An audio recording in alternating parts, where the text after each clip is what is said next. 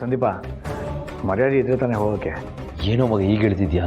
ಅಂದರೆ ನಮ್ಮ ಸಾಹೇಬ್ರ ಪ್ರಕಾರ ನನಗೆ ಮರ್ಯಾದೆ ಅನ್ನೋದೇ ಇಲ್ಲ. ಅದಕ್ಕೆ ನನಗೇನು ಬೇಜಾರಿಲ್ಲ ಬಿಡು, ಅವ್ರು ತಾನೇ ಬೈಯೋದು. ಹೇಗೋ ಸಂಚಲನ ಮಾಡಿದ ಒಳ್ಳೆ ಕೆಲಸದಿಂದ ಅಮ್ಮನ ತಾಳಿ ಸಿಗೋ ಥರ ಆಯಿತು. ಅಲ್ಲ ಮಗ, ನಿನಗೆ ಕಂಡ್ರೆ ಕಿಡಿ ಕಾರ್ತಿದ್ದಳು, ಅದು ಯಾಕೆ ನಿನ್ನ ಮೇಲೆ ಸಾಫ್ಟ್ ಕಾರ್ನರ್ ಅಷ್ಟೊಂದು ಗೊತ್ತು ಅಂತ ನನಗೆ ಅರ್ಥ ಆಗ್ತಿಲ್ಲ. ಗೊತ್ತಿಲ್ಲ ಕಣ, ಒಟ್ಟಿನಲ್ಲಿ ಅವಳು ತಪ್ಪನ್ನು ತಿದ್ಕೊಂಡು ಒಳ್ಳೆಯವಳಾಗಿದ್ದಾಳದ, ಅಷ್ಟೇ ಸಾಕು. ಸರಿ, ಆ ಬೆಳೆದಿಂಗಳ ಬಾಲೆ ಕತೆ ಎಲಿಗಂಡು ಬಂತು?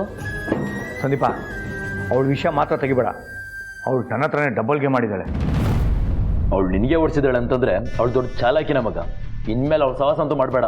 ಅವಳು ಫೋನ್ ಕೂಡ ರಿಸೀವ್ ಮಾಡಬೇಡ ನೀನು. ಚಾನ್ಸೇ ಇಲ್ಲ.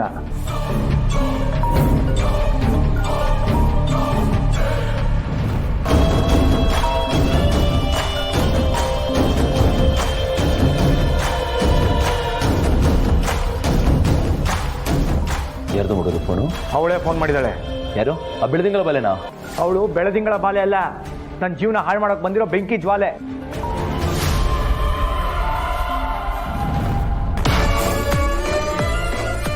ಓ, ಈ ಬೆಳ್ದಿಂಗ್ಳ ಬಾಲೆ ಕಾಲ್ನೇ ಕಟ್ ಮಾಡ್ತಿದ್ಯಾ ಅಂದಮೇಲೆ ಮೋಸ್ಟ್ಲಿ ನಿನಗೆ ಈ ಸಂಜನಾ ಮೇಲೆ ಇಂಟ್ರೆಸ್ಟ್ ಬರ್ತಿದ್ಯಾ ಹೇಗೆ ಗೊತ್ತಿಲ್ಲ. ಆದರೆ ಬೆಳ್ದಿಂಗ್ಳ ಬಾಲೆಯಾಗಿ ನಾನು ನಿನ್ನನ್ನು ಕಾಡ್ದೆ ಅಂತೂ ಬಿಡಲ್ಲ ನರಸಿಂಹ.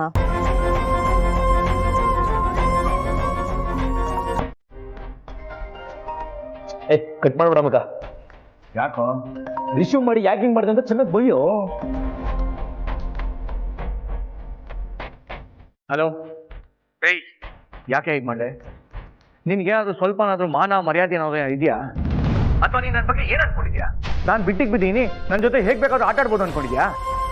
ನನಗೆ ಗೊತ್ತು ನಿಮಗೆ ನನ್ನ ಮೇಲೆ ಕೋಪ ಬಂದಿದೆ ಅಂತ. ಬರ್ತಿರೋ ಕೋಪಕ್ಕೆ ನೀನು ಯಾರು ನನ್ನ ಮುಂದೆ ಇದ್ರೆ ನೀನು ಏನು ಮಾಡ್ತೀವೋ ನನಗೆ ಗೊತ್ತಿಲ್ಲ. ಬನ್ನಿ ಮೀಟ್ ಮಾಡೋಣ ಅಂತ ಕರೆದು ಯಾವುದೋ ರೌಡಿಗಳ ಹತ್ರ ಹೊಡಿಸ್ತೀಯಾ?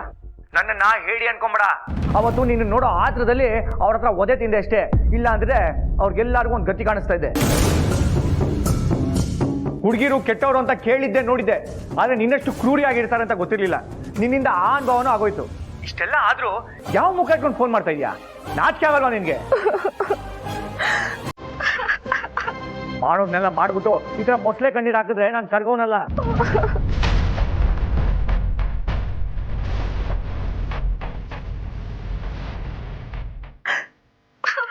ಈಗ ನಿಲ್ಲಿಸ್ತೀರಾ ಇಲ್ವಾ? ದಯವಿಟ್ಟು ನನ್ನನ್ನು ಕ್ಷಮಿಸಿ ನರಸಿಂಹ ಅವರೇ.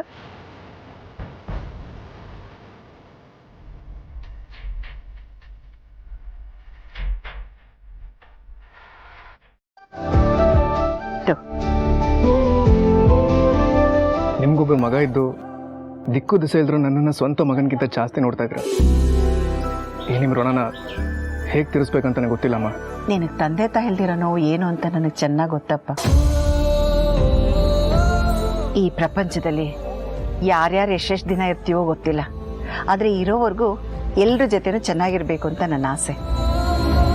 ನನಗೆ ನರಸಿಂಹ ಬೇರೆ ಅಲ್ಲ, ನೀನು ಬೇರೆ ಅಲ್ಲ. ನಾನು ಯಾವತ್ತೂ ಭೇದ ಭಾವ ಮಾಡಲ್ಲ, ಆದರೆ ನೀನೇ ನನ್ನನ್ನು ತಾಯಿ ಥರ ನೋಡ್ತಿಲ್ಲ. ಹಾಗೆ ಕೇಳ್ತೀರಮ್ಮ, ನಾನು ನಿಮ್ಮನ್ನು ಸ್ವಂತ ತಾಯಿ ಅಂತಲೇ ಅನ್ಕೊಂಡಿದ್ದೀನಿ. ಹಾಗೆ ಅನ್ಕೊಂಡಿರೋನು ಮೊನ್ನೆ ಏನಾಯ್ತು ಅಂತ ಕೇಳಿದ್ರು ನನಗೆ ಹೇಳಲೇ ಇಲ್ಲ ನೀನು. ಅದೊಂದು ನೋವಿನ ಕತೆ ಅಮ್ಮ. ನಾನು ಯಾವ ವ್ಯಕ್ತಿನ ಜೀವನದಲ್ಲಿ ನೋಡಲೇಬಾರ್ದು ಅಂದ್ಕೊಂಡಿದ್ನೋ ಅವ್ರು ನನ್ನ ಕಣ್ಣೆದುರುಗಡೆ ಬಂದರು. ಹಳೆದೆಲ್ಲ ನೆನಪಾಯ್ತು. ಅವರಿಂದ ದೂರ ಇರಬೇಕು ಅಂತಲೇ ಬೆಂಗಳೂರಲ್ಲಿ ಮಾಡ್ತಾ ಇದ್ದ ಕೆಲಸ ಬಿಟ್ಟು ಬೇರೆಯವ್ರಿಗೆ ಹೋದೆ. ಆದರೆ ಅಲ್ಲೂ ಸಮಾಧಾನ ಆಗಲಿಲ್ಲ.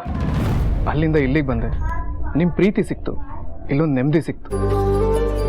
ಆದರೆ ಅಷ್ಟಲ್ಲಿ ನನಗಾಗದೇ ಇರೋರು ಮತ್ತೆ ಕಣ್ಮುಂದೆ ಬಂದರು. ಯಾರಪ್ಪ ಅವರು? ಅವ್ರು ಯಾರು ಏನು, ಅವ್ರನ್ನ ಕಂಡ್ರೆ ನನಗೆ ಯಾಕಾಗಲ್ಲ ಅಂತ ಸಮಯ ಬಂದಾಗ ನಾನೇ ಹೇಳ್ತೀನಮ್ಮ. ತಿನ್ನು. ಒಟ್ಟಿನಲ್ಲಿ ನೀನು ಖುಷಿಯಾಗಿರ್ಬೇಕು ಅಷ್ಟೆ.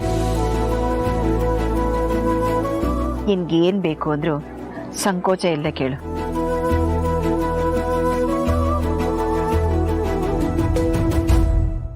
ಹಾಗಂತ್ಯಾ? ಹ್ಞೂ ಮಗ. ಆದರೂ ನಾನು ಜಾಗ ಅವಳಿಗೆ ಗೊತ್ತಾಗುತ್ತೆ.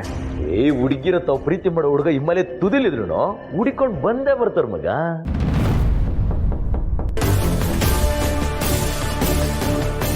ಮಗ ಅವಳೇ ಅನ್ಸುತ್ತೋ?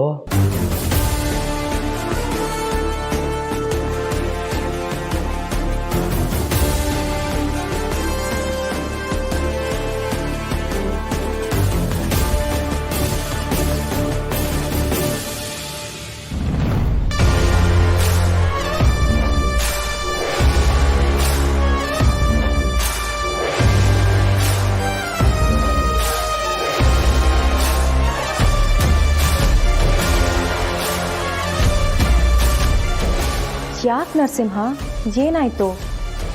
ನೀವಿಬ್ರು ಯಾಕೆ ನನ್ನನ್ನು ಹೀಗೆ ನೋಡ್ತಿದ್ದೀರಾ? What happen?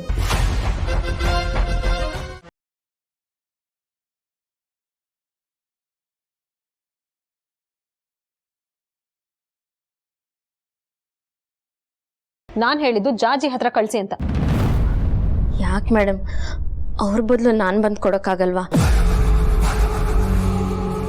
ಏನೋ ನಿಮ್ಮ ತಲೆ ನೋವ್ತಿದೆ ಅಂತ ಪ್ರೀತಿಯಿಂದ ನಾನೇ ಕಾಫಿ ಮಾಡಿ ತೊಗೊಂಡು ಬಂದೆ. ಬೇಡ ಅಂದರೆ ಹೇಳಿ, ವಾಪಸ್ ತೊಗೊಂಡು ಹೋಗ್ತೀನಿ. ನನ್ನ ಮೇಲೆ ಇಷ್ಟೊಂದು ಭಯ ಇರೋಳು ಚಿರೋ ತಂಟೆಗೆ ಯಾಕೆ ಹೋಗ್ತೀಯ? ನಿನ್ಪಾಡಿಗೆ ನೀನು ಸುಮ್ಮನೆ ಇರೋಕ್ಕಾಗಲ್ವಾ? ಕ್ಷಮಿಸಿ ಮೇಡಮ್, ಇನ್ಮೇಲೆ ಹಾಗೆ ಇರ್ತೀನಿ.